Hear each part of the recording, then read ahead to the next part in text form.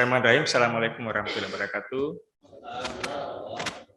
Alhamdulillahirrahmanirrahim. Salatu wassalamu ala asrafil anbiya'i wal mursalin sayyidina Muhammad amma ba'd. Jamaah sekalian yang berbahagia, alhamdulillah baru saja kita selesai melaksanakan sholat subuh secara berjamaah. Tentu kita sepantasnya menyampaikan puji syukur kepada Allah Subhanahu wa taala. Hari ini kajian ke 100-an ya Pak Ketua ya, Pak Prof. Kemudian salawat dan taslim kita sampaikan, kita kirimkan ke Nabi besar Muhammad SAW, Nabi yang telah diutus oleh Allah Subhanahu wa taala untuk menyempurnakan risalah-risalah yang telah ada sebelumnya. Jamaah sekalian, di beberapa diskusi di masjid kita ini sudah mengangkat tema-tema yang aktual. Nah, saya kira hari ini alhamdulillah kita telah kedatangan tamu, ya, seorang guru besar UIN, Alauddin Makassar, Profesor Dr. Mustari Mustafa. Beliau dalam banyak kapasitas. Terakhir beliau ini adalah atas pendidikan di KBRI Thailand. Kalau tidak salah terakhir tahun kemarin ya, Prof. Mustari ya. Kedua. Kemudian sehari-hari beliau juga selain di UIN salah satu ketua bidang hubungan luar negeri MUI Sulsel. Kemudian salah satu presiden Kahmi Sulsel dan tentu banyak kapasitas beliau. Nah, ketika panitia menghubungi melalui saya tanya apa temanya. Tadinya sebenarnya saya minta untuk bercerita tentang perang Rusia dan Ukraina. Karena pernah kita bahas itu di Pak Ketua, di beberapa diskusi di kami dan beberapa komunitas yang lain. Beliau sebenarnya cukup pasti berbicara itu, tapi katanya lebih bagus kita pilih tema yang juga sering didiskusikan, yaitu ada Islam tapi tidak ada Muslim.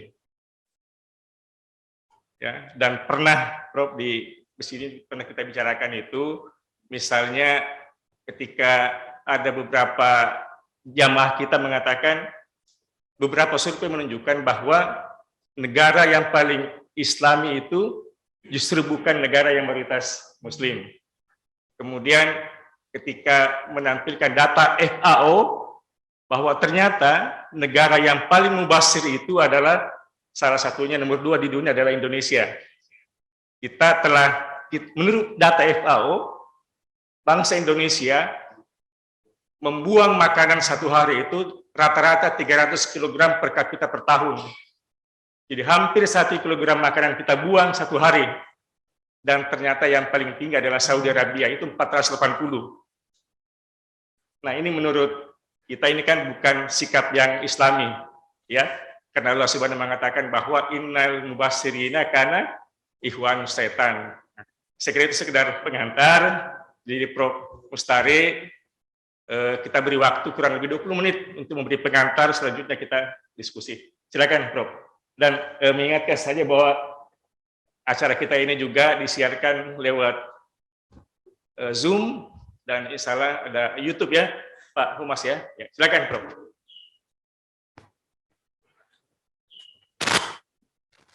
Bismillahirrahmanirrahim. Assalamualaikum warahmatullahi wabarakatuh. Tabarakalladzi biyadihil mulk alladzi ala kulli syai'in qadir. Walladzi khalaqal mauta wal hayata liyabluwakum ayyukum ahsanu amala. Wa huwal azizul ghafur. Asyhadu an la ilaha illallah, asyhadu anna Muhammadar Rasulullah. Allahumma salli ala habibina wa syafi'ina Muhammadin sallallahu alaihi wa ala alihi wa sahbihi ajma'in. Amma ba'd. Bapak Ketua, Kakanda Profesor Kandidat Dr. Andi Tamsil, hadirin hadirat jamaah subuh, para pemirsa, jamaah yang mengikuti kajian rutin ini melalui Zoom. Alhamdulillah kita panjatkan puji syukur kehadirat Allah Subhanahu wa taala subuh hari ini kita bersama-sama mengikuti kajian rutin kita, dan salawat dan salam kita kirimkan kepada Nabi besar Muhammad sallallahu alaihi wasallam. Allahumma shalli wa sallim alaihi. Tema ada Islam tapi tidak ada Muslim. Ya.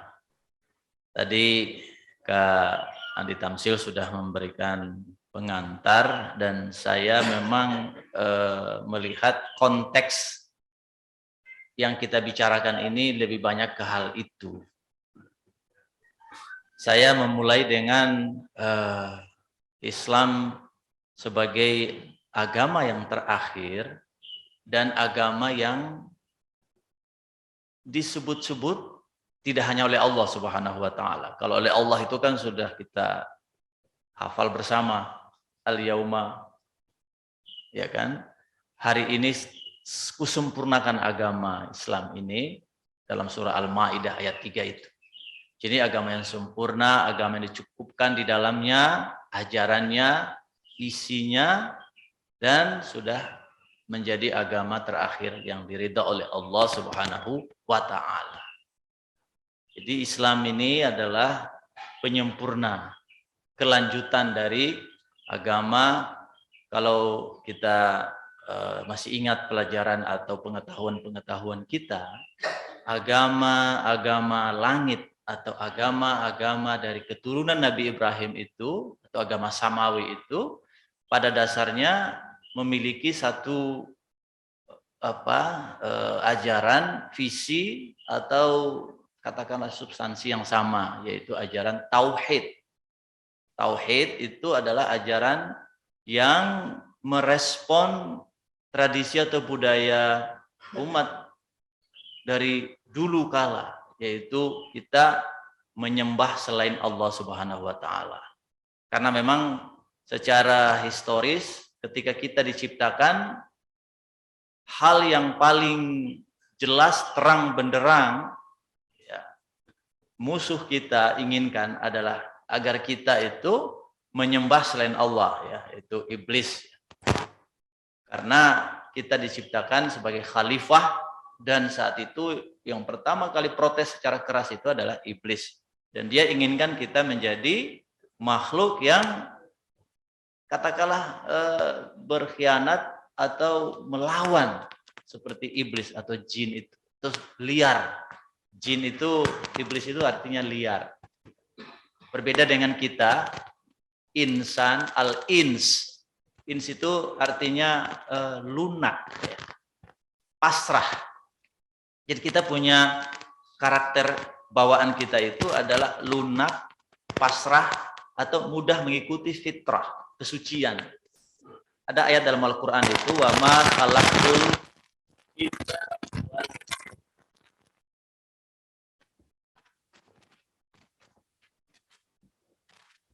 surah wa ma khalaqtul jinna wal insa illa liya'budun.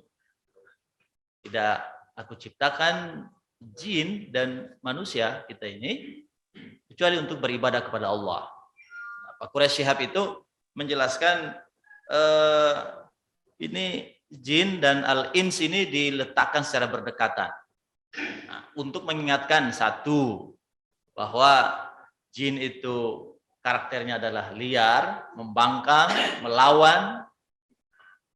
Berbeda dengan al-ins, artinya dia mengikuti, dia pasrah, lunak, beradab, beretika.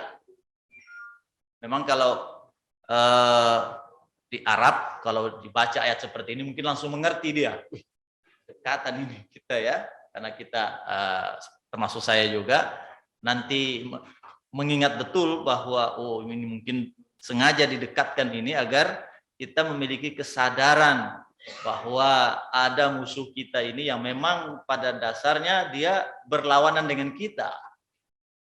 Ada beberapa memang istilah untuk manusia itu selain al-ins yang artinya beradab atau halus atau berperadaban, juga ada istilah An-nas. An-nas itu artinya khalifah, wakil. Ya ayuhan nas, inna khalaqnakum min dzakari wa unsa wa ja'alnakum. Ada qul a'udzu birabbin nas, malikin nas, an-nas. Ada juga istilah al-insan. Al-insan seperti dalam surah Al-Alaq tadi itu, Iqra bismi rabbikal ladzi khalaq, khalaqal insana min 'alaq. Ini makhluk biologis. Kita ini makhluk biologis, makhluk yang bisa makan, minum, kita sholat, kita butuh orang lain. Ada istilah lain juga, al-bashar. Al-bashar, qul innama ana basyarum mislukum yuha ilayya annama. Rasulullah mengatakan, saya itu manusia biasa seperti kita. Jadi Rasul itu menyatakan dirinya melalui firman Allah dalam surah Al-Kahfi ini, surah Al-Kahfi ayat terakhir ya, bahwa Nabi juga seperti kita. Artinya bukan makhluk yang katakanlah disebut sebagai makhluk yang memiliki keistimewaan. Kecuali dalam ayat ini, yuha ilayya annama ilahukum ilahu wahid. Yang membedakan saya dengan Nabi Muhammad SAW yang kita adalah Nabi diberikan tugas untuk menyampaikan tiada Tuhan selain Allah. Karena itu dalam ayat ini menarik. Faman kana yarju liqa'a rabbih, barang siapa yang ingin atau berharap ingin berjumpa dengan Tuhannya, seperti Nabi ya. Nabi berjumpa dengan Tuhan pada saat Isra Mi'raj ya, begitu ya. Naik ke Sidratul Muntaha, ketemu langsung dengan Tuhan. Nah, itu bisa dalam ayat ini. Karena syaratnya diberitahu di situ. Yaitu fal ya'mal amalan shalihan wala yusyrik bi ibadati rabbih ahada. Dua syaratnya. Pertama amal soleh, nah kita semua ini. Kesolehan ini akan mengantarkan kita untuk bisa berjumpa dengan Tuhan. Insyaallah. Kita akan kembali ke surga. Yang kedua, wala yusyrik bi ibadati rabbih ahada. Kita jangan menduakan Tuhan. Hanya Allah sebagai Tuhan, Tuhan kita. Teman sekalian, saya ingin kembali ke tema kita ini, bahwa ada seorang ulama dari Mesir ya, yang bernama Muhammad Abduh. Ini sudah sangat terkenal ya. Cak Nur memasukkan Syekh Muhammad Abduh ini sebagai seorang mujaddid atau seorang penggagas kemajuan Islam atau modernisme Islam. Nah, beliau mengatakan begini, ini sama dengan apa yang disampaikan oleh Kak Andi Tamsil tadi, bahwa selama ia tinggal di di Prancis, kata Muhammad Abduh ini, yang jumlah Islam atau Muslimnya sangat sedikit, ia melihat negara itu begitu rapi, begitu disiplin, bersih. Berbeda jauh dengan pemandangan di tanah kelahirannya di Mesir. Kata beliau ini, di Mesir mayoritas penduduknya itu orang Islam, tapi jauh tertinggal dengan Prancis. Gitu. Bapak-bapak, ibu-ibu atau jemaah di layar Zoom yang pernah ke Paris atau ke Prancis bisa konfirmasi ini. Nah, saya kebetulan juga sudah ke sana ya, di Tamsil. Di sana kita ya umumnya lah pemandangan di Eropa itu. Kalau soal rapi, disiplin, bersih, di halte, di stasiun kita lihat yang namanya antri sampah ada sedikit, tetapi relatif bersih. Kejujuran, keramah tamahan. Nah, ini soal keramah tamahan ini sebagai bagian dari citra kita sebagai al-ins, yaitu ramah tamah, beradab, senyum, suka senyum. Saya sekali lagi kalau saya ingat-ingat kalau di Eropa itu kok wajah mereka itu suka senyum. Kalau kita bertatapan wajah dengan mereka senyum, yang kecuali mungkin kalau bule-bulenya sudah ada stresnya sedikit ya. Tapi umumnya mereka senyum. Kalau berbicara selalu diawali dengan excuse me, maaf. Tidak ada apa-apa tapi maaf. Kita ini sudah bulan Syawal ini tidak mau juga minta maaf atau beri maaf. Batina kita mengatakan minal aidin wal faizin ya, mohon maaf lahir batin ya, tapi mukanya tidak terekspresikan itu. Ini perlu juga menjadi garis bawah untuk kita, bahwa ketulusan itu memang harus kita tunjukkan, karena biar ucapan kita mohon maaf lahir batin, tetapi kalau tidak ada ketulusan, tidak total tergestur, tergambar di wajah kita. Nah, senyum suka minta maaf atau beri maaf ini adalah pemandangan yang dilihat oleh cendekiawan muslim Syekh Muhammad Abduh di Eropa umumnya. Dan ini cerita sudah cukup lama, tetapi sekali lagi saya konfirmasi, saya memang melihat dan merasakan hal yang sama di situ. Dan saya ingin tambahkan juga di negara Eropa pada umumnya begitu. Nah, beliau mengatakan berbeda dengan kampung halamannya di Mesir. Itu juga sudah lama. Bapak-bapak, ibu-ibu yang pernah ke Mesir atau jemaah yang berada di Zoom pernah di Mesir bisa melihat. Nah, saya juga kebetulan 2020 awal pernah 3 bulan di Kairo, di Alexandria, di Luxor. Saya melihat memang, memang orang mengatakan bahwa watak memang di sana sudah begitu. Suka marah, teriak. Ada kejadian di jalan itu ributlah mereka itu. Apalagi soal kebersihan. Kebersihan. Saya melihat di Kairo itu kalau kebersihan, yang saya sangat sayangkan di tempat-tempat ziarah kita. Lalu itu Mesir itu, saya biasa begini dalam hati Pak Ketua. Kalau tidak ada sungai Nil, tidak ada cerita Nabi Musa, tidak ada cerita apalagi itu namanya itu Fir'aun, tidak ada apa-apanya di Mesir, tidak ada Al-Azhar. Nah, saya lihat itu di makam Imam Syafi'i, di tempat-tempat ziarah yang umumnya di Alexandria, sampah di mana-mana. Saya lihat. Dan mohon maaf sekali, ini juga pemandangan yang saya masih ingat kalau kita ingat-ingat di Arab Saudi. Mohon maaf. Kita keluar dari Masjidil Haram, menuju ke hotel-hotel kita itu, sampah. Belum kita cerita keramahan. Belum kita cerita naik taksi ini. Bapak-bapak yang pernah naik taksi di Arab. Ya, naik taksi. Kita naik taksi satu orang, dia bilang, iya mau kemana? Mau ke situ. Tiba di tengah jalan, dikasih naik orang lain. Ya kan? Nah, ini ada yang menurut saya, kalau kita ingat dengan karakteristik Islam tadi yang al-ins, halus, berperadaban, menyenangkan, atau menyelamatkan. Ya, Muslim menyelamatkan. Berbeda. Jadi kalau disebut bahwa agamanya Islam, tapi karakter Muslim itu tidak ada. Jadi apa yang dikatakan oleh Syekh Muhammad Abduh itu kelihatannya terkonfirmasi. Saya lihat begitu.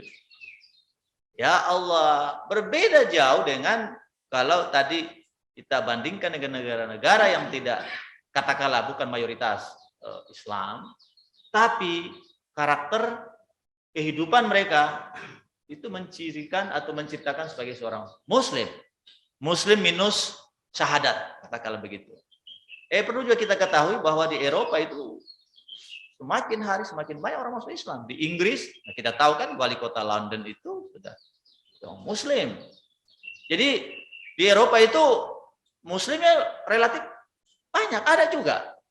Tapi mereka cukup bersih, disiplin, rapi, tepat waktu, jujur. Kenapa ya?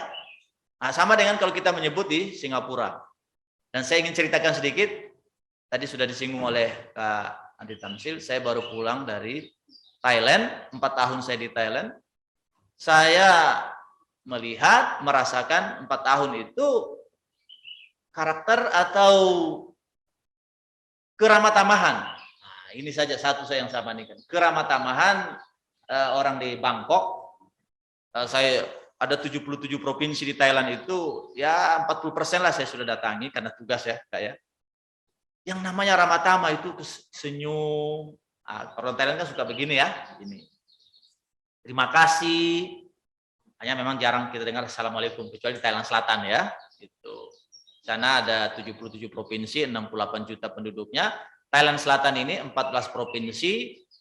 Ada beberapa provinsi yang mayoritas Islam, Muslim. Nah, soal kebersihan, soal keramatamahan, kejujuran, janji kalau meeting, Masya Allah, kalau mereka janji jam 9, relatif jam 9 itu sudah prepare, bagus semua. Wah, itu yang saya berpikir, jarang saya lihat Indonesia begini. Kalau sudah janji jam sekian. Biasa saya terima tamu, Kak. Begitu datang tamunya jam 9 janjinya, biasalah jam 9 lewat baru datang. Yang mudah disebut itu, aduh Pak, macet. I'm sorry, macet. Gimana udah bilang macet?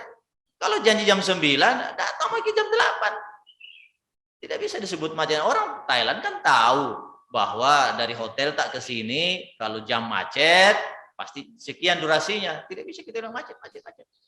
Artinya, kita memang tidak full, tidak total dalam berjanji. Itu lagi kalau tiba di situ di tempat, mereka biasa foto-foto dulu. Padahal orang sudah menunggu ini, sudah terlambat, mau foto-foto lagi. Dan orang juga punya pekerjaan yang lain. Wah, saya juga biasa berpikir, ya Allah, saya cepat-cepat. Biasa bandingkan, mohon maaf ya, dosen-dosen. Foto-fotonya. Begitu presentasi disampaikan oleh tuan rumah, sebagaimana suratnya bahwa ingin menjalin kerjasama, ingin menjalin rencana program pertukaran pelajar, dosen, dan lain sebagainya. Presentasi dari tuan rumah, biasa mereka juga bilang begini, kecil-kecil, untung orang Thailand tidak paham. Jangan terlalu lama bicara, kita mau pergi. Wah. Selesai presentasi, disebut-sebut, ada yang mau bertanya? Dia bilang, tidak ada bertanya. Selesai. Baru disebut di situ, kita mau pergi deh, belanja. Itu saya lihat. Ya, itulah yang menurut saya yang membuat ciri atau citra kita orang Indonesia yang mayoritas Islam itu sedikit kurang bagus. Karena Indonesia ini merupakan salah satu negara yang katakanlah ya membanggakan Islam karena penduduk muslimnya banyak, negaranya indah, orang-orangnya relatif ya gagah cantik. Indonesia itu gagah cantik, di luar negeri itu begitu. Tapi kalau soal jalan-jalan begini, soal belanja, soal ingin pergi, kita jagonya itu. Beda dengan orang Thailand, Pak. Orang Thailand itu memang itu ya salah satu mungkin kelebihan apa kekurangan ya. Mereka itu agak takut-takut kalau jalan. Mungkin ada hubungannya dengan negara mereka yang bersifat monarki. Kan negara kerajaan, paling begini mereka dengan raja. Jadi sejak kecil itu di televisi lihat raja, hormati raja, duduk di bawah, kecuali yang muslim. Jadi mungkin karena itu mereka sudah terbentuk karakternya itu untuk takut, pesimis, ke luar negeri itu banyak pertanyaannya. Gimana kok begini? Kalau kita ajak, ayo ke Indonesia, kuliah Indonesia. Mereka bertanya banyak. Kebetulan juga negara kita negara demokrasi. Beda jauh dengan Thailand. Monarki dengan demokrasi. Monarki itu sopan, disiplin, tidak ada demonya, tidak ada bakar-bakarnya, tidak ada teriak-teriaknya. Beda dengan negara kita. Pas dia bertanya, bagaimana di Indonesia itu? Demo terus. Kita lihat itu bakar, itu menyala terus, itu jalan. Bagaimana? Saya juga capek juga menjelaskannya. Tapi ada penjelasan saya yang membuat mereka itu juga geleng-geleng kepalanya. Saya katakan, kalau demonstrasi bagi kami itu makanan harian. Tapi jangan Anda sangka, lihat, kami itu kelihatan seperti perang betul, seperti orang baku panah, tapi lihat sesudah itu berdamai lagi. Coba lihat, kamu tahu, kami kemarin itu pilpres, itu bagaimana kerasnya itu pilpres. Dan mereka tahu, itu persaingan antara Pak Jokowi dengan Pak Prabowo itu bagaimana kerasnya itu. Tapi sekarang Anda lihat, Pak Jokowi itu jadikan apa itu Pak Prabowo. Dia tahu, jadi menteri. Itu belum ada di dunia itu. Bagi mereka Indonesia itu sebagai role model. Luar biasa. Ada pertentangan, ada persaingan, tapi begitu selesai mereka berdamai. Tidak ada. Kebetulan kemarin berdekatan pemilu Pilpres Amerika Serikat dengan Indonesia. Amerika Serikat, mohon maaf ini teman-teman dari Amerika Serikat, tapi ini fakta. Anda menyebut negara Anda sebagai kampiun demokrasi, tapi lihat kemarin pasca Pilpres. Bahkan sampai sekarang, beliau belum mengakui kemenangan presiden terpilih sampai hari ini. Iya, bahkan dia bawa masanya pergi duduk itu gedung DPR. Tidak ada di kita. Kerasnya itu demonstrasi di jalan, bakar-bakar, teriak-teriak, tapi tidak sampai begitu. Selesai pelantikan, selesai. Bahkan diangkat jadi menteri. Itu adalah sumbangan terbesar Indonesia untuk demokrasi dunia. Dan kami katakan itu karena kami memiliki negara, prinsip-prinsip kenegaraan yang sangat baik, Pancasila, memiliki NKRI, Bhinneka Tunggal Ika. Mereka betul-betul sangat kagum dengan kita. Bapak-bapak, ibu-ibu yang saya hormati, kembali ke apa yang disebut oleh Syekh Muhammad Abduh. Beliau mengatakan sekali lagi, zahabtu ila biladil gharb, ra'aitul Islam walam aral muslimin. Saya melihat di negeri Eropa, saya lihat Islam walaupun mereka tidak muslim. Sebaliknya, wa zahabtu ila biladil arab, ra'aitul muslimin walam aral Islam. Sebaliknya, saya lihat di negara saya, Mesir, saya lihat Islam, tapi tidak ada Muslim. Jadi Muslim itu artinya tadi yang bersih, yang jujur, yang disiplin, dan memiliki keadapan-keadapan. Nah, jemaah, sebelum kita diskusi, padahal kita semuanya mengetahui persis bahwa Islam datang, semangatnya adalah untuk mendobrak, untuk memperbaiki. Karena kita tahu sebelum Islam datang, karakter umat manusia ketika itu, baik di Arab Saudi, Jazirah Arab, maupun umumnya di dunia, yang memang belum tersentuh oleh ajaran peradaban yang kuat.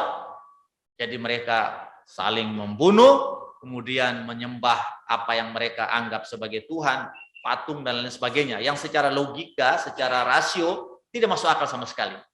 Islam datang untuk mendobrak itu semuanya, mendobrak atau meluruskan kembali sistem akal, sistem logika yang pernah diajarkan oleh Nabi Ibrahim, nenek kita Ibrahim, mendobrak bagaimana sistem tauhid, bagaimana orang itu bisa menyembah patung.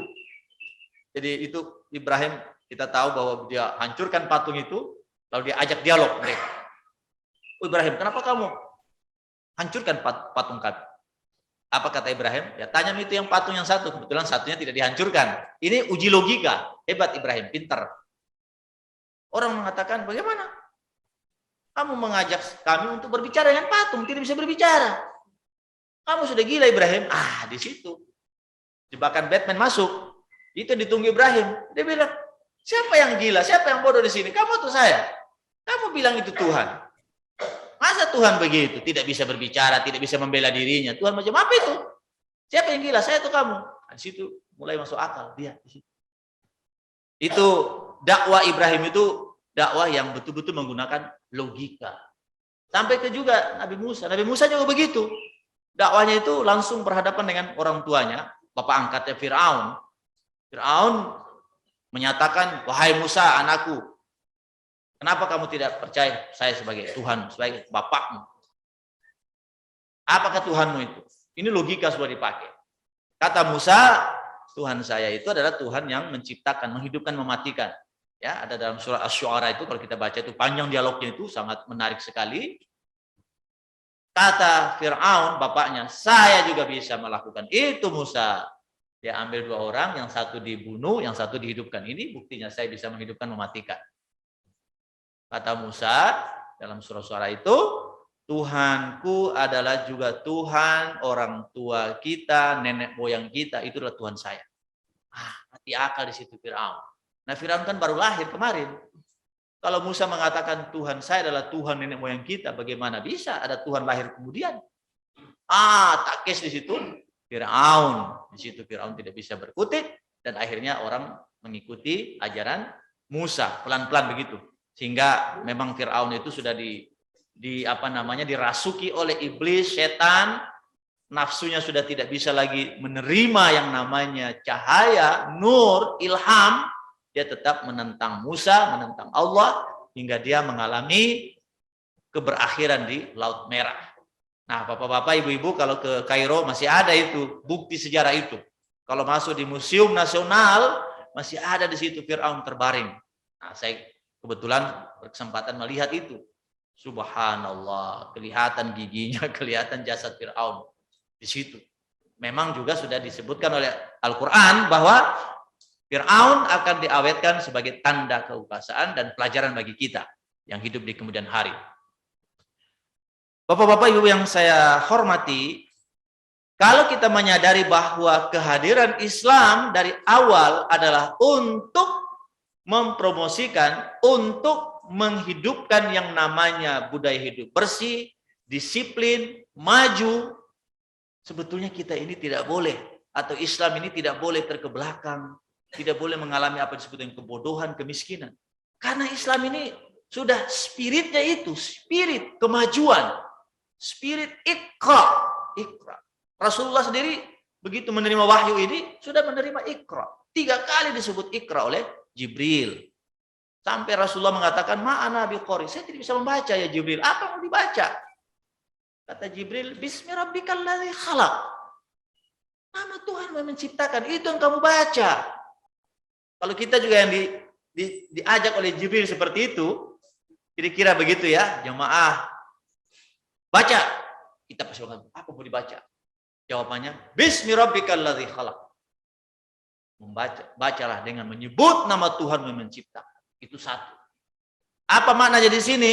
Maknanya adalah kita ini adalah makhluk tercipta. Makhluk yang diciptakan oleh Khalik. Kalau begitu, kita tidak ada, katakanlah ya, tidak boleh sombong, tidak boleh ini congkak, angku, marah, dan seterusnya. Ya pilihannya senyum. Kalau ada apa-apa, mudah minta maaf, beri maaf. Kalau teman, keluarga, anak, istri, tetangga, teman di kantor, ada salahnya sedikit, ya sudahlah, boleh kita marah, kritik, tapi jangan dendam. Kenapa mau dendam? Kita ini semua sama-sama diciptakan. Kira-kira begitu. Salah satu bentuk dari bismi rabbik, dengan menyebut nama Tuhan. Ada Tuhan menciptakan. Sama-sama kita diciptakan. Lalu di situ disebutkan juga oleh Allah Subhanahu wa taala kepada Rasulullah sallallahu alaihi wasallam bahwa kita ini makhluk yang diciptakan dengan perantaraan pena. Pena ini ya, alladzi 'allama bil qalam. Jadi spirit penciptaan kita ini, kehadiran Islam ini adalah untuk kemajuan, untuk menjadi umat yang terbaik. Kalau kita lihat memang terbaik dari sisi konsep, terbaik kita ini mestinya Islam ini. Tapi faktanya sekali lagi, faktanya kan Muslim. Indonesia tadi saya sudah sebut, Arab, Mesir, memang tidak semua juga. Sekali lagi tidak semua. Di Singapura itu presidennya sudah kebetulan muslimah, tapi maju. Padahal mereka sama mereka. Islam di Singapura, Islam di Jepang, saya lihat Islam di Korea, sama dengan kita. Mereka sholat juga, makan, sama juga. 3 kali makan, 24 jam juga waktunya, tapi kok maju? Ada apa? Jadi yang membedakannya adalah kepekaan atau katakanlah kesadaran untuk selalu membawa ini spirit atau semangat pesannya Islam ini agar maju, disiplin. Pesan sholat ini adalah untuk maju, disiplin, 5 kali sehari semalam, bersih, kita wudhu, berjemaah, bersatu. Jadi spirit bersih, nilai bersatu, nilai disiplin, itu adalah nilai-nilai kemajuan. Orang disiplin, orang bersih, orang yang selalu bersih, itulah spirit kemajuan. Dalam sholat, dalam zakat, itu spiritnya adalah kebersamaan. Ada saling membantu, respect, solidaritas. Itu kebersamaan. Itu spirit kemajuan. Kemudian kita lihat puasa kemarin yang baru kita lewati ini, puasa. Itu juga spiritnya kemajuan. Maju dari mana? Puasa mengajarkan kita agar kita bertahan, tidak boleh makan pagi sampai sore. Itu adalah satu spirit atau pesannya adalah agar kita menunda-nunda kesenangan. Kalau ada uang 1 juta, ya kalau bisa jangan dihabiskan. Kita investasikan, kita nabung. Itu kan spirit puasa. Jadi kalau puasa, zakat, sholat, kita hanya maknai sebagai untuk mendapatkan pahala, agar kita bisa masuk surga. Itu boleh. Tetapi itu kita memaknainya secara simbolik. Gitu. Nah, jangan berhenti di makna simboliknya. Ada makna-makna yang bersifat sosial. Makna puasa agar kita menjadi umat yang memiliki kebiasaan-kebiasaan untuk menabung. Kebiasaan untuk menciptakan masa depan yang baik. Begitu. Kebiasaan untuk mempersiapkan kehidupan yang lebih baik di masa datang. Jadi puasa itu. Demikian juga puasa mengajarkan kita untuk saling memaafkan, saling membantu, dan seterusnya. Ini semua adalah nilai-nilai kemajuan, nilai-nilai kehidupan masa depan. Kalau hidup sendiri itu di rumah, di kompleks, di kantor, itu bukan kehidupan masa depan. Masa depan itu, kata seorang filosof, itu adalah bermasyarakat, bersesama. Tidak bisa sendiri kita. Zoon politikon, kata Aristoteles. Makhluk sosial. Kata agama tadi, agama sudah mengatakan kepada kita, surah Al-Hujurat tadi, Inna khalaqnakum min zakari wa unsa, wa ja'anakum syu'uba wa qabaila lita'arafu. Kita ini dari seorang laki-laki dan seorang perempuan, bersuku-suku, berbangsa-bangsa untuk lita'arafu. Ta'araf. Saling kenal mengenal. Arafah. Arafah itu seakar kata dengan Arafah. Padang Arafah. Kita kalau pergi haji di Padang Arafah, kita lihat semua orang sama. Kata ahli syariati, filsafat Arafah sejatinya membuat jemaah haji, kita-kita yang pernah ke sana ini, harus berpikir bahwa ya Allah, saya, dia, tukang cukur, direktur, presiden, rakyat jelata, sama ini semua pakai putih. Sebentar kalau meninggal, ini juga dipakai. Putih juga, tidak ada dibawa itu mobil, tidak dibawa itu harta benda. Sama, Padang Arafah memesan hal seperti itu. Kalau sudah seperti itu, maka orang tidak terlalu berlomba-lomba untuk mengumpulkan harta sendiri. Tidak. Kita sama-sama untuk selalu berpikir kemaslahatan kebersamaan. Ini yang agak minus di kita, di Islam. Dan ajaran ini sebetulnya sudah banyak dipraktekkan oleh katakanlah bangsa-bangsa lain yang kebetulan tidak Islam. Bangsa Eropa. Tapi sekali lagi, jangan, sekarang kan orang selalu bilang begini Pak Andi ya, Pak itu orang Eropa, jangan lupa di Eropa itu banyak Islam Pak. Banyak masjid sekarang ini di Eropa. Banyak masjid. Termasuk juga di Jepang, di Singapura, di Amerika Serikat, di Kanada. Banyak. Di Rusia. Nah, ini beberapa tempat yang saya sempat kunjungi ketika saya bertugas. Ya Masya Allah. Tapi mereka berislam, betul-betul Islamnya sudah sangat maju, spirit kemajuannya ada di sana. Berbeda dengan kita. Mohon maaf sekali lagi, negara-negara baik yang berdasarkan Islam, seperti negara Timur Tengah pada umumnya, maupun negara-negara yang tidak berdasarkan Islam, negara yang tapi mayoritas Islam, seperti Indonesia, Malaysia, Brunei, Thailand sebagian, itu negara-negara yang kalau kita lihat indeks kemajuannya dibandingkan dengan negara-negara Eropa tadi, ya Allah, ya kita bisa bilang lah. Padahal itu dengan agama Islam, agama yang spiritnya kemajuan. Tapi kemajuan kita ini tidak sesuai dengan spirit itu. Walaupun kita pernah mengambil itu kemajuan ya Kak ya, pada zaman abad-abad pasca Rasulullah, para sahabat, terus masa khilafah, kita pernah maju. Zaman Khalifah Harun Ar-Rasyid, Al-Ma'mun ya, kita pernah memimpin peradaban dunia. Jadi nampaknya kita punya pekerjaan untuk mengembalikan katakanlah kemajuan wibawa Islam sebagai pemimpin peradaban. Karena memang konsep Islam itu adalah konsep peradaban yang sangat tinggi. Ini pengantar Kak Andi. Demikian. Kalau ada yang mau bertanya, yang ingin diskusi, silakan. Assalamualaikum warahmatullahi wabarakatuh. Assalamualaikum.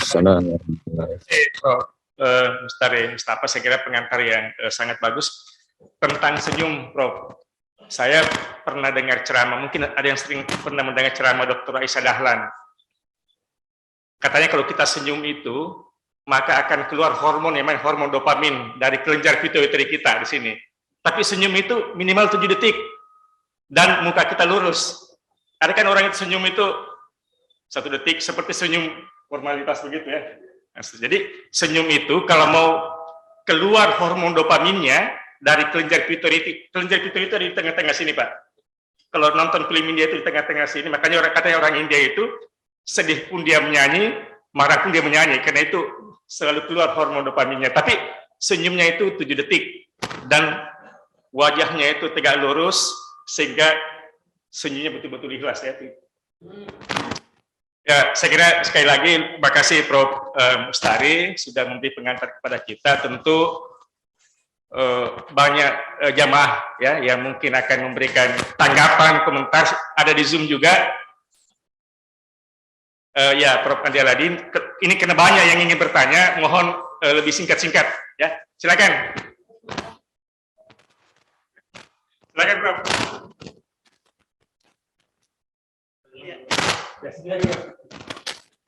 Ya, Bismillahirrahmanirrahim. Assalamualaikum warahmatullahi wabarakatuh. Alhamdulillah wa syukurillah wa salatu wassalamu ala rasulillah wa ala alihi wa sahbihi ajma'in. Amma ba'd. Menarik Ustaz tema kajian hari ini sebagai motivasi dan introspeksi begitu ya. Memang ironis dan menyedihkan kalau fakta-fakta yang kasat mata itu tadi disampaikan ya. Bahkan sampai misalnya di Saudi, saya kalau belanja di sana tidak nyaman saya rasa karena penjualnya itu terkesan memaksa apa seperti itu. Jadi sementara kebiasaan orang Indonesia itu suka menawar. Jadi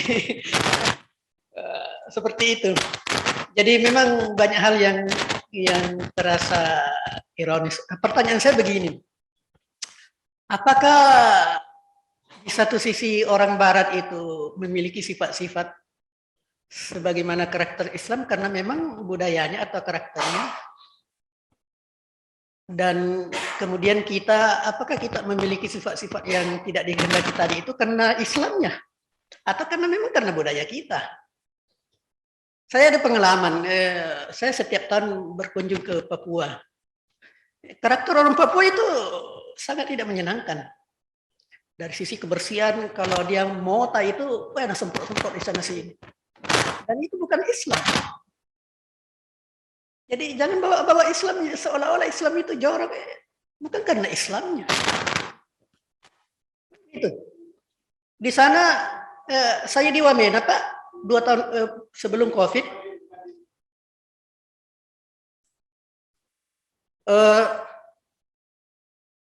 Saya berkunjung di suatu perkampungan dengan maksud ingin bersilaturahim apalah di sana. Begitu saya datang, dengan kasarnya mereka mengusir kami. Ya, padahal saya sebetulnya mau mengambil foto lah apa dan ingin berinfak juga. Akhirnya tidak jadi. Kasar. Dan itu bukan Muslim. Nah, itu. Jadi itu pertanyaannya yang mungkin perlu riset panjang. Jangan sampai karena Muslim maka jorok, karena Muslim maka kasar. Kan karena itu di Amerika, di Inggris banyak orang Muslim kan, orang-orang asli sana. Saya pastikan pasti dia bersih. Nah, kan begitu. Jadi saya kira ini perlu jadi harus berkeseimbangan. Jangan sampai kita juga merasa rendah diri, merasa harus berkeseimbangan ini. Karena menurut saya orang yang paling kotor itu orang bule, tidak mengenal mandi junub. Kalau cebok pakai tisu. Kalau tisu itu ya mungkin masih ada sisa-sisa. Ya, secara Islam sih boleh saja pakai kayu, pakai apa kalau sudah tidak ada air, tapi mereka cenderung pakai itu. Jadi coba bicara kebersihan. Bicara tentang kemubasiran, saya punya hipotesis di mana negara yang paling banyak tempat wisatanya, banyak hotelnya, di situlah banyak kemubasiran. Karena SOP hotel itu kalau orang makan ada sisa, walaupun tidak disentuh, tidak boleh dibuang saja. Itu SOP-nya. Bukankah itu sebuah kemubasiran? Kalau orang Indonesia mungkin masih sisa, masih dipungut oleh pajabok, dimakan. Ya, seperti itu Pak. Dan yang terakhir, ya tadi menyinggung bahwa kita di Indonesia antara Jokowi Prabowo tadinya berseberangan, sekarang akur. Iya, tapi yang dibawa kenyataannya pembelahan itu semakin tajam Pak. Terakhir kita lihat, turunlah ada FPI palsu, HTI palsu, diturunkan berdemo untuk mendukung Anies. Kesan yang ingin disampaikan bahwa Anies itu didukung oleh teroris radikal Seperti itu. Dan siapa yang membuat itu, Pak? Silakan Bapak menjawab. Assalamualaikum warahmatullahi wabarakatuh. Waalaikumsalam. Langsung ya Kak ya. Kita sering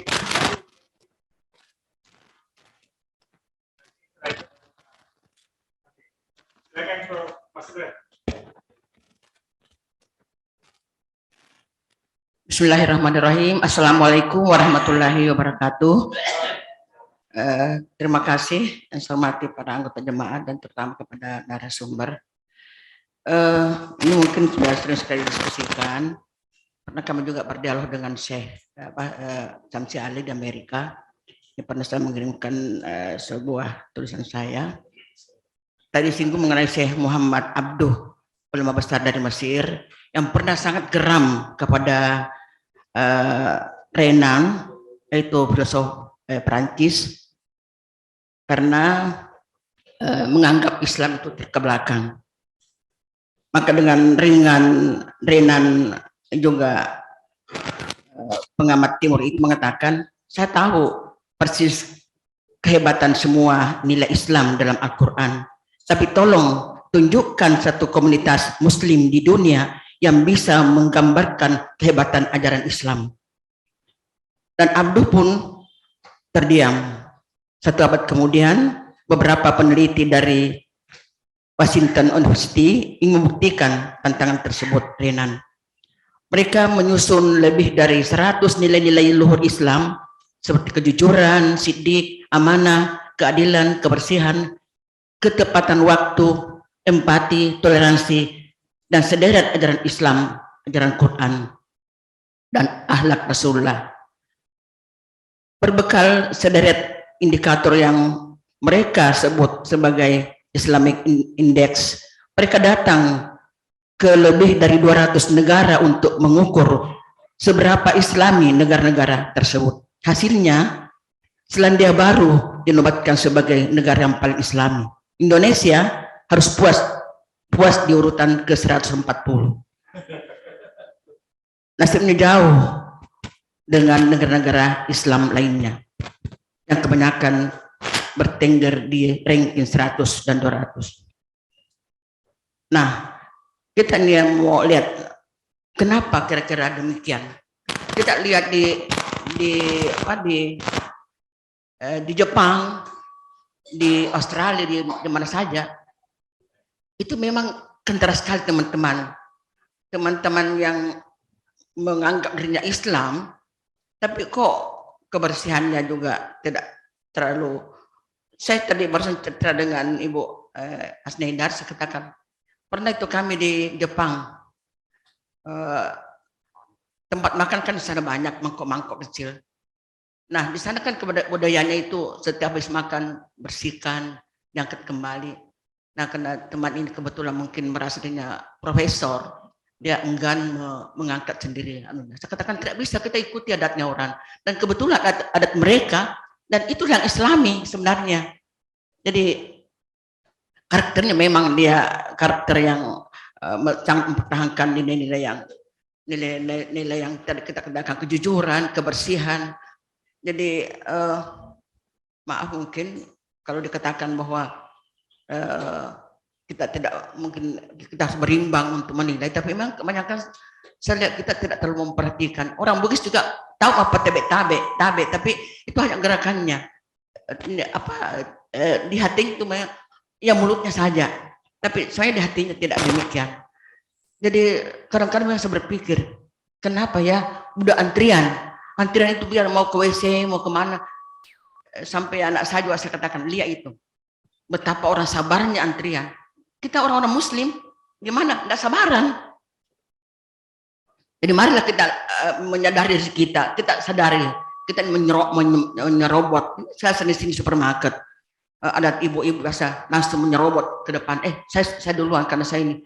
Jadi memang kita adatnya yang kurang Islam barangkali. Jadi tidak perlu kita mengatakan membela bahwa Islam tidak demikian. Memang Islam tidak demikian, tapi orang-orangnya yang perlu barang kita didik. Nah, menyangkut jam waktu.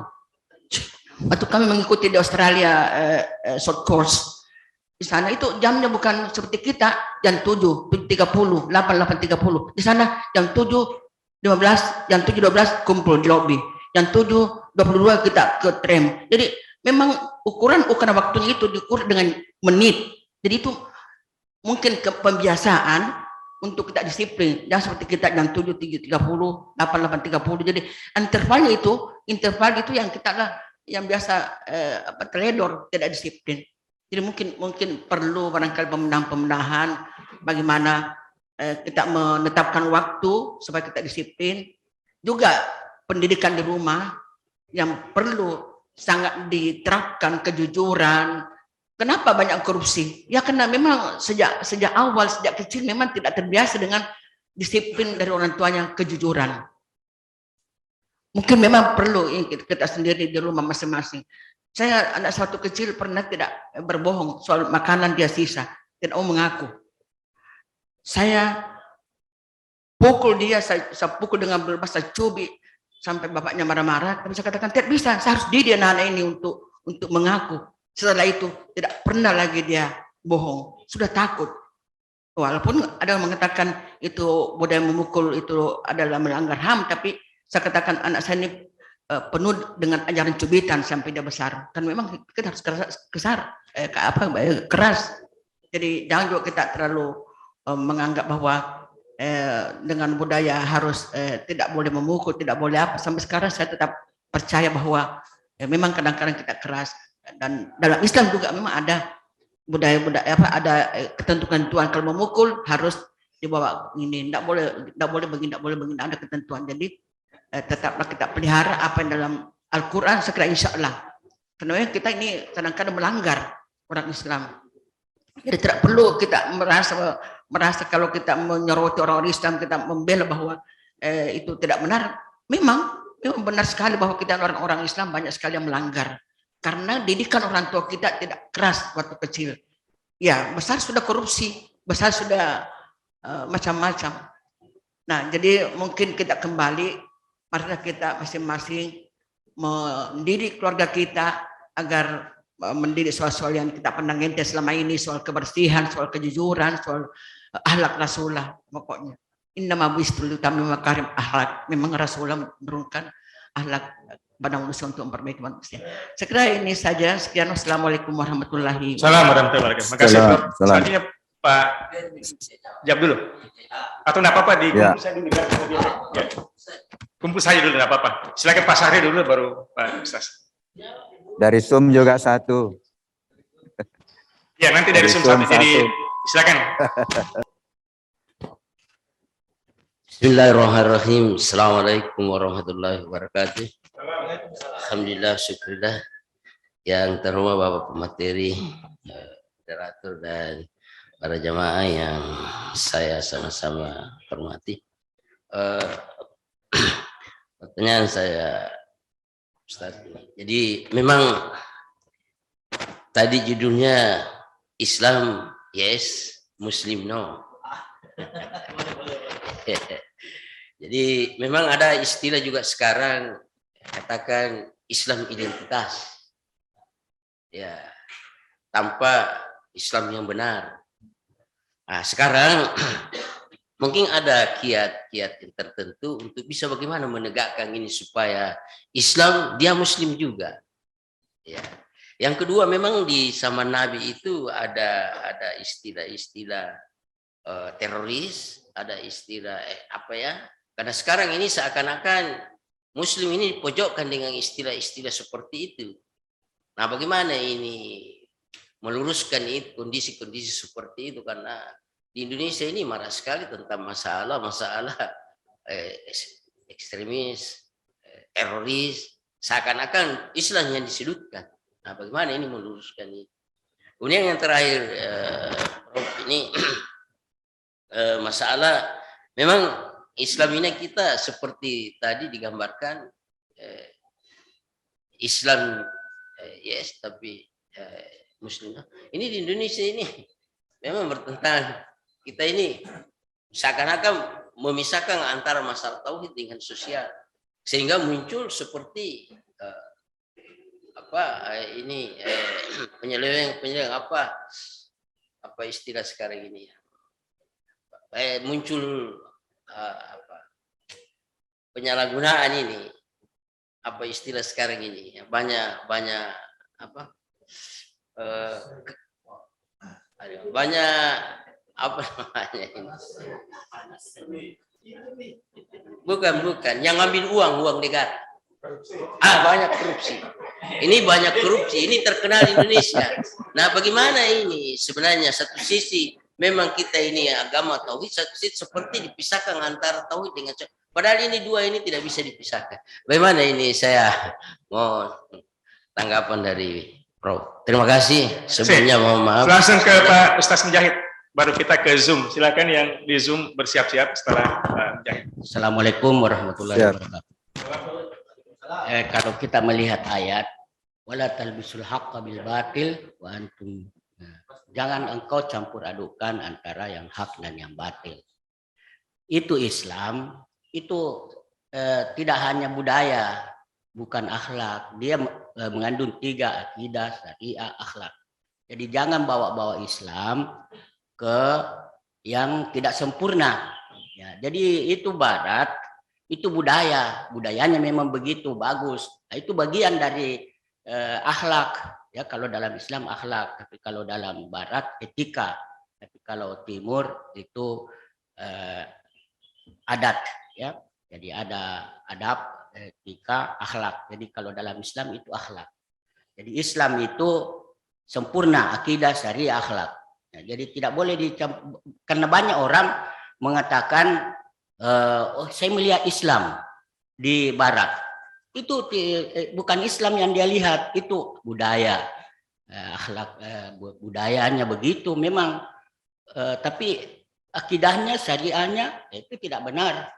Ada yang mengatakan juga itu khilafah, jangan bobrok. Dia tidak melihat khilafah yang baik, karena memang di antara khilafah itu ada yang bobrok dari pemerintahannya, tetapi justru banyak yang baik.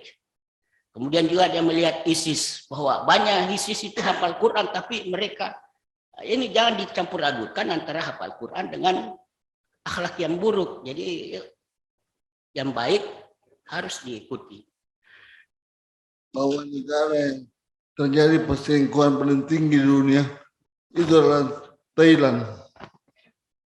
Negara Bapak jadi atas pendidikan itu nomor 1 orang selingkuh. Indonesia tidak disebut. Amerika nyusul orang kedua, nomor 3 yang menjadi selingkuh paling banyak, bukan negara-negara Islam. Nah, ini kan berarti Islam itu diterapkan di Indonesia yang bagus, selingkuhnya kurang, dan seterusnya. Yang ketiga, keluar dari konteksnya. Konteks pembicaraan kita hari ini. Saya ingin menanyakan tentang wawasan Islam wasatiyah. Karena kebetulan saya membuat soal di Departemen Agama di Jakarta. Soalnya sudah kirim. Soalnya seharusnya Islam wasatiyah ini yang harus banyak diterapkan di Indonesia, bukan ekstremis, bukan yang keras. Karena kita sama dengan negara-negara maju, Islam wasatiyah ini banyak diterapkan. Nah, pertanyaan saya, bagaimana penerapan Islam wasatiyah di IAIN? Jadi ya UIN. Karena ini adalah hal yang baru. Wa kadzalika ja'alnakum ummatan wasatan. Kita harus jadi umat pertengahan, bukan umat yang ekstrim, bukan umat yang keras, bukan umat yang ekstrim, tapi jadi umat pertengahan. Itu sebenarnya Islam itu bisa diterima yang bagus kalau dia berada pada level itu. Saya kira demikian. Assalamualaikum warahmatullahi wabarakatuh. Assalamualaikum warahmatullahi wabarakatuh. Saya kira langsung Waalaikumsalam warahmatullahi wabarakatuh. pada 6 jamaah kita yang memberikan respon. Silakan. Ya. Terima kasih Prof. Aladin. Saya Sebetulnya sepakat dengan beliau ya, bahwa ini bukan problem di Islam. Saya misalnya ini yang paling tegas sekali ya dalam Al-Quran itu Pak. Nah, ini yang jarang mungkin kan. Kita dalam surah Al-Baqarah ayat 263. Bismillahirrahmanirrahim. Qaulun ma'rufun wa maghfiratun khairum min shadaqatin. Gitu kan. Yatba'uha adza. Perkataan yang baik dan pemberian maaf lebih baik daripada sedekah yang diiringi dengan tindakan yang menyakiti. Ini kan Islam konsep. Kata-kata baik, senyum, itu adalah karakter Islam. Dan secara aktual, selama 23 tahun, Rasulullah SAW, ini sosok Rasul ini oleh para penulis, peneliti, muslim, non-muslim, tidak ada yang menempatkan beliau sebagai sosok yang nomor di bawah. Itu nomor satu. Baik dari karakteristiknya, kemudian keteladanannya. Montgomery mengatakan tidak ada manusia yang pernah lahir sejauh ini yang keseluruhan perilakunya itu menjadi teladan yang sempurna. Mulai dari tidur sampai bangun tidur lagi. Rasulullah ini. Nah, kita umatnya memang bukan nabi, tapi tadi yang saya katakan surah Al-Kahfi ayat terakhir, Qul innama ana basyarum mislukum. Katakanlah, saya ini manusia biasa. Jadi Rasul itu dituntun oleh Allah untuk menyampaikan kepada kita bahwa beliau juga manusia biasa. Artinya kita bisa ikuti beliau. Mungkin kita belum sampai memang, butuh waktu kali ya, begitu ya, butuh waktu, mungkin belum saatnya. Begitu. Karena Rasulullah juga ya manusia biasa, di sini juga termasuk beliau emosi, suka marah, ada juga. Sehingga ada ayat dalam Al-Quran itu pernah memberi teguran kepada Nabi, ya ayyuhan nabiyyut taqullah, gitu kan. Wahai Nabi, bertakwalah kepada Allah. Itu kejadiannya juga karena Nabi waktu itu emosi atau tidak suka dengan seorang sahabat yang datang, terus hatinya tidak suka. Allah tegur. Jadi memang tipsnya itu adalah senantiasa kita kembali. Begitu. Kembali. Kalau kata Rasulullah itu, kalau Al-Quran kan selalu mengatakan bahwa kembali ke Allah, zikrullah ala bizikrillahi tatmainnul qulub satu. Rasulullah, jaddidu imanakum bi kalimatin la ilaha illallah, la ilaha illallah. Ini adalah tips-tips yang sifatnya katakanlah verbal, simbolik, yaitu zikir. Kalau yang berhubungan dengan emosi, sikap kurang sabar, sikap marah, sikap gajian belum datang, tanggal tua, sikap emosi dengan tetangga, obatnya satu, zikir pada Allah Subhanahu wa taala. La ilaha illallah, istighfar. Itu konsep Islam itu. Karena juga telah disampaikan kepada Rasulullah Muhammad sallallahu alaihi wasallam. Sebab konsep kurikulum materi lengkap dalam Islam, dalam Al-Qur'an. Seperti tadi dalam surah Al-Baqarah ini, bayangkan sedekah itu masih ada di atasnya, yaitu perkataan yang baik. Ini kan kurikulum.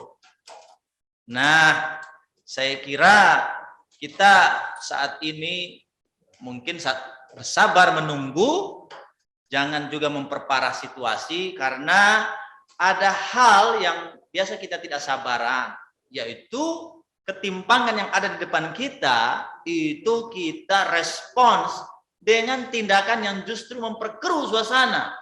Ada orang yang mungkin kita anggap salah, kita teriaki atau bahkan kita marahi, kira-kira begitu.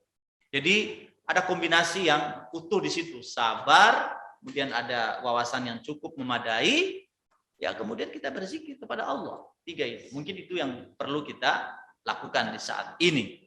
Kemudian soal ini Islam atau Muslim, saya sekali lagi setuju, memang ini problem Muslim. Karena itu memang judulnya tadi itu, Islam yes, Muslim no. Islamnya secara konseptual ideal, sudah sangat ideal sekali.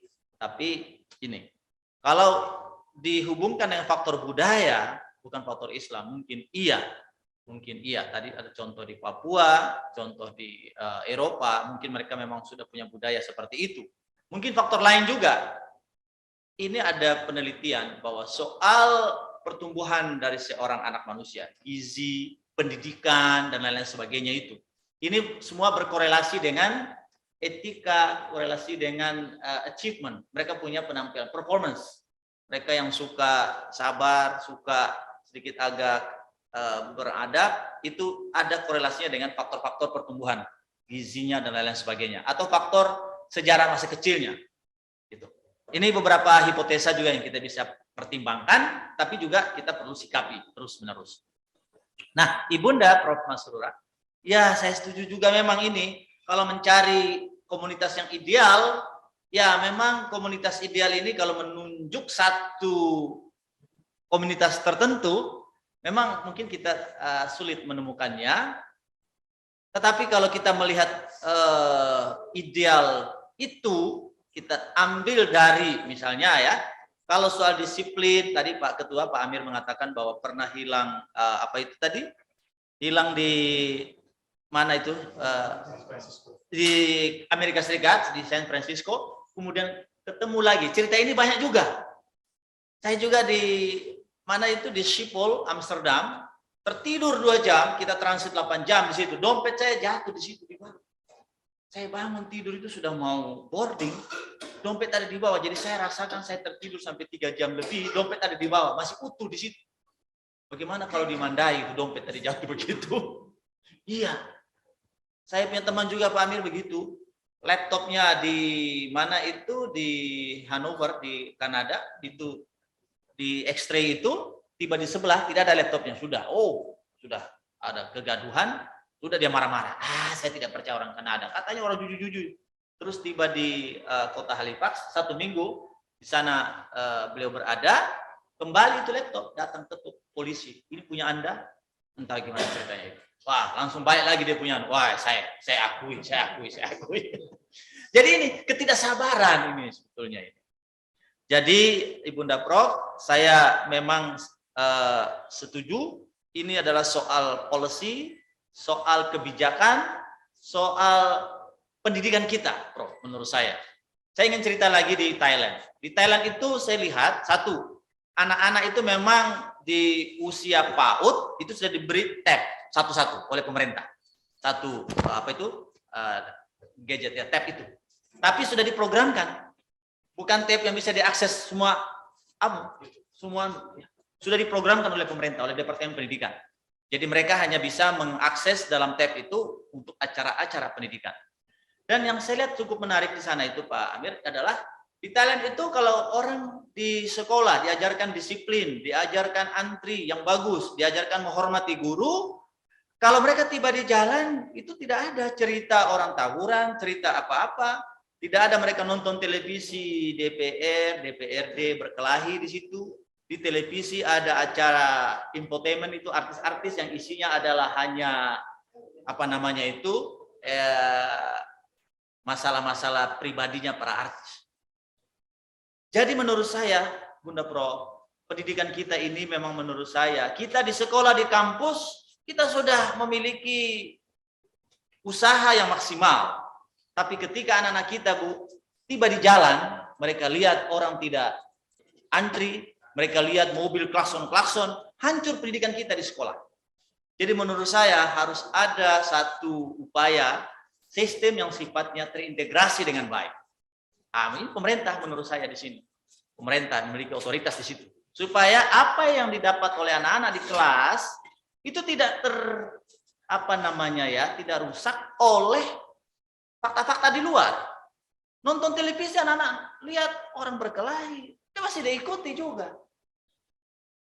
Nonton televisi dia lihat ada infotainment yang mengatakan bahwa artis ini begini, artis ini selingkuh, istrinya banyak. Jadi anak-anak kita yang diajarkan di kelas agar mereka setia kepada pasangan, setia kepada orang tua, setia kepada guru, itu bisa hilang memori itu. Nah sekali lagi di Thailand, Bunda saya lihat ada semacam sinergi antara apa yang diajarkan di kelas dengan yang ada di luar. Ini yang menurut saya kita belum ke situ. Belum ke situ. Kita masih masing-masing lah. Mungkin sekali lagi karena demokrasi. apakah demokrasi ini memang harus begitu atau perlu ada modifikasi, ada penyesuaian-penyesuaian supaya kita tidak akan lama-lama seperti ini terus. Kemudian saya sepakat juga dengan pandangan banyak sepakatnya ini Pak. Pak Mujahid, saya kira Pak Sahir juga soal kiat-kiat kita agar kita bisa keluar dari masalah ini. Saya kira pendidikan menurut saya ini. Pendidikan yang sifatnya sinergis, terintegrasi antara yang akan Ki Hajar Dewantoro itu ada formal, non formal dan informal. Formal itu di sekolah-sekolah, guru menyampaikan begini, di luar harus ada dukungannya. Harus tersedia itu, anak-anak di luar itu harus tersedia juga. Kemudian juga yang di keluarga, ada pola yang khusus untuk pendidikan keluarga. Nah, saya tambahkan hari ini menurut saya tidak hanya 3 lingkungan pendidikan, tapi juga ada 4. Satunya itu digital, lingkungan digital. Menurut saya ini sudah satu lingkungan pendidikan yang sangat dominan. Kita ada di rumah, duduk satu meja, semua pegang handphone, tertawa sendiri-sendiri, marah sendiri-sendiri dengan handphone. Jadi handphone ini sudah merupakan media. Oleh karena itu menurut saya, yang memiliki otoritas terhadap semua sistem di digital ini harus memiliki satu policy yang memungkinkan agar masyarakat tidak berkembang secara liar. Sebab kalau gadget ini dibiarkan terus-menerus, ada hoax dibiarkan beredar, ada bullying dibiarkan beredar, orang juga kadang-kadang tidak ada pekerjaan langsung dia forward membuat orang menjadi berkelahi, ada kegaduhan, siapa yang salah? Saya kira mau menyalahkan masyarakat, tadi soal pendidikan sudah tidak memadai, menurut saya harus ada satu tindakan yang tegas, kalau bisa tadi tambah dengan MUI juga, gitu ya, bahwa bullying, hoax, men-forward hal-hal yang tidak dicek, double check, itu haram. Saya senang sekali Bapak punya pandangan itu, mudah-mudahan nanti oleh MUI, oleh teman-teman ini, dengar ini, walaupun saya juga di MUI, bahwa fatwa-fatwa yang memang mengarah kepada pola pendidikan masyarakat yang berakhlak, yang beretika, itu sangat relevan. Kemudian soal akidah akhlak syariah, kan memang di situ Pak. Memang kita ini mungkin ada sedikit celah di situ. Tadi saya katakan bahwa Eropa, tapi sekali lagi Prof. Masrur sudah mengatakan bahwa Eropa juga itu banyak Muslim, banyak Islam, ya Pak Amir ya. Di Amerika juga banyak Muslim. Tapi kok kenapa Muslim Amerika itu kok ikut jujur, ikut bersih gitu ya? Jadi sekali lagi memang bukan soal Islamnya, tapi soal sistem pendidikan menurut saya. Orang Singapura itu atau kita ke Singapura pasti kita jadi baik semua Pak. Tiba di Singapura pasti kita mau antri, tidak mungkin kita mau buang sampah sembarangan. Kenapa? Begitu kita buang sampah sembarangan, ditangkap nih Pak, langsung denda. Tetapi kalau kita dari Singapura tiba di Indonesia, itu kadang-kadang saya punya istri itu kemarin 4 tahun di Thailand, waktu dia, kalau di Thailand kan mungkin bapak-bapak yang pernah ke Thailand, itu kan tidak pernah kita dengar klakson. Orang kalau berklakson di Thailand itu mereka malu. Buat apa klakson? Mereka sudah tahu, jadi kalau macet, mereka berhenti aja. Istri saya itu tiba di sini masih bersabar, dia tidak pernah klakson. Baru 2 minggu. Tiba di lampu merah Hertas, yang klaksonnya lebih daripada 10 kali. Ada orang nyebrang, dia bilang, nyebrang kok, kutabrak kok. Padahal di Thailand, di sana kita lihat ada orang nyebrang, sudah mirip-mirip di Eropa, Prof. Masrur. Ada orang menyebrang kalau di Eropa itu kan, tangannya begini Pak, suruh menyebrang ke orang yang jalan. Silakan, please, begitu. Eropa jarang kita lihat itu kaca mobil itu gelap. Eropa itu kaca mobilnya semua terang benderang. Itu saya lihat. Beda kita di sini, semakin gelap semakin baik. Ini bahaya juga. Anda tahu apa di dalam mobil itu yang terjadi. Jadi memang kalau kita lihat bahwa Amerika Serikat dan lain-lain sebagainya itu, mereka sudah Islam. Saya katakan tadi minus syahadat. Kita di sini sudah Muslim bersahadat, tapi belum. Iya, karena kita akidahnya sudah Islam, la ilaha illallah. Saya katakan tadi harus ada kesinambungan, ada integrasi antara akidah, syariah dan akhlak. Nah, kita belum sampai ke situ. Masih berhenti pada ritualitas semata. Lalu Prof. Mir Alam, Prof, sahabat kami, saya mudah-mudahan sekali lagi diskusi kita di sini bisa dimonitor dan menjadi pikiran yang bisa ditindaklanjuti, baik oleh kita atau oleh pihak yang memiliki otoritas untuk ya membuat kurikulum, regulasi. Mungkin persoalannya bukan isi kurikulum, tapi eksekusinya menurut saya ini. Saya selalu membandingkan dengan di Thailand. Terlepas dari kekurangan yang ada di Thailand itu, ialah apa yang ada di sekolah, di kelas-kelas, itu tidak dirusak oleh situasi di masyarakat. Kenapa? Memang ini karena hubungannya dengan monarki, sistem monarki. Di sana demonstrasi jarang terjadi, orang lihat di jalan-jalan itu antri, bersih, dan lain-lain sebagainya. Ini yang kita butuhkan. Sekolah-sekolah menurut saya kita semua sudah memiliki sistem kurikulum yang bagus. Di PAUD, di universitas, kurikulum kita bagus. Tapi ini sering sekali lagi direduksi oleh fakta sosial. Kita punya teori bagus, anak-anak sudah diajarkan, anak-anak hormati orang tua, tapi lihat televisi. TV-TV kita ini itu mempublish berita-berita anak yang pukul orang tuanya, anak yang penjarakan orang tuanya, orang tua yang perkosa anak. Saya selalu berpikir, stop, tolong berita begini jangan disampaikan, bahaya ini untuk anak-anak kita. Anak yang penjarakan orang tua, it's okay dalam demokrasi, tapi tidak baik untuk anak. Tidak baik. Sekali lagi ini saya lihat televisi kita ini, waduh, rating oriented, kira-kira begitu, rating oriented. Yang kuliah subuh, yang ceramah-ceramah Islam ditaruh di jam subuh-subuh begini. Siapa yang nonton? Menurut saya dakwah-dakwah Islam itu jangan subuh, karena itu orang subuh itu orang soleh semua itu. Nggak usah lagi dikasih ceramah di subuh-subuh itu. Kalau bisa infotainment itu di subuh-subuh itu, infotainment. Yang artis-artis itu. Biar Tom itu ibu-ibu bangun di situ. Yang prime time itu yang jam 5 sore, jam maghrib, di situ dakwah Islam menurut saya. Ini kita tak balik. Justru yang gosip-gosip itu yang di jam 5 sore, iya di prime time itu.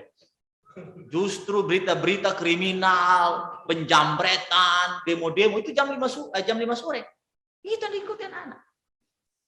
Ini saya kira salah satu tips saja buat kita agar ini pemerintah kita, otoritas kita harus kembali menata ulang kebijakan-kebijakan untuk dunia media ini. Yang terakhir, saya Kandi inginkan agar ini ya memang negeri kita ini luas, siapa mau dengar kita, tapi diskusi seperti ini alhamdulillah sudah terpublish. Prof. Mir Alam sudah juga menyampaikan pikiran-pikirannya, kita semua di sini. Ya, kalau ini terviral, ya mudah-mudahan kita di sini kalau ada pihak pemerintah yang dengar, dia bisa akses karena memang ini bukan pekerjaan mudah. Kalau nanti ada yang bisa menulis, kita tulis di koran. Karena kadang-kadang juga seorang presiden, seorang gubernur, mungkin satu ketika pagi-pagi sambil minum teh, minum kopi, dia baca koran. Ya, ada diskusi begini di Masjid Alauddin. Mudah-mudahan menjadi inspirasi untuk kebijakan yang akan dilahirkannya. Yang terakhir, Pak Amir, soal Islam wasatiyah, ini kan terakhir ini sudah menjadi wacana, diskursus yang sangat mengemuka. Memang bukan soal istilah ini benar apa salah atau sesuai Islam, pasti sesuai dengan Islam wasatiyah, Islam moderat, Islam yang harmonis, Islam toleran. Ini problemnya adalah problem kita memang masih berada di, yang satu ada di ujung ekstrim kanan, yang satu ekstrem kiri. Nah, bagaimana mengembalikan ini? Yang ke kanan-kananan ini, yang liberal, yang terlalu. Kan ada itu dalam Islam itu kelompok-kelompok yang tidak mengakui wahyu, tidak mengakui ayat Al-Quran, dia anggap rasio memiliki kekuatan. Nah, ini ditarik ke tengah. Yang satunya lagi ekstrem kiri. Wah, ini juga terlampau ke kiri-kirian. Dia sudah tidak berpikir lagi dunia tidak perlu, ke mall tidak perlu. Ada juga yang mengatakan bahwa tidak perlu lagi berusaha. Semuanya dari langit, tidak ada juga begitu. Ini harus kembali ke tengah, artinya ada kombinasi akidah, syariah, akhlak. Harus terkumpul dalam seorang muslim. Muslim yang memiliki wawasan yang wasatiyah itu menurut saya tadi itu Pak. Yang pilar-pilarnya adalah akidah, syariah, dan akhlak itu berimbang menurut saya. Gitu Pak. Itu yang dikembangkan dan hari ini oleh Kementerian Agama menjadi salah satu program utamanya. Demikian. Pemirsa, teman-teman, Bapak Ibu, mohon maaf kalau kekurangannya, mungkin sudah selesai ini ya. Mohon maaf, saya betul-betul senang sekali lagi bisa berkontribusi, sharing dengan Bapak Ibu jemaah di Masjid Alauddin ini. salahnya itu saya sendiri, mohon dimaafkan. Kalau ada benarnya itu karena kita punya bacaan yang sama. Terima kasih. Hadanallah wa yakum ajmain. Assalamualaikum warahmatullahi wabarakatuh. Assalamualaikum warahmatullahi wabarakatuh. Saya kira luar biasa. Waalaikumsalam warahmatullahi wabarakatuh. Hari ini sampai pagi. Makasih banyak Prof. Mustari. Jadi memang saya tidak akan menyimpulkan karena tentu kita punya masing-masing kesimpulan, tapi saya ingin mengatakan bahwa bukan Islam yang membuat kita terkebelakang. Kita sepakat ya, bukan karena kita Islam kita terkebelakang, dan mereka maju juga bukan karena mereka tidak Islam. Tetapi kan di Islam ini kan sudah sangat lengkap tuntunan itu. Tentu kalau kita Islam ini tuntunan itu kita betul-betul jalankan dengan baik, pasti kita akan lebih maju daripada mereka. Billahi taufiq wa hidayah. Wassalamualaikum warahmatullahi wabarakatuh. Waalaikumsalam warahmatullahi wabarakatuh.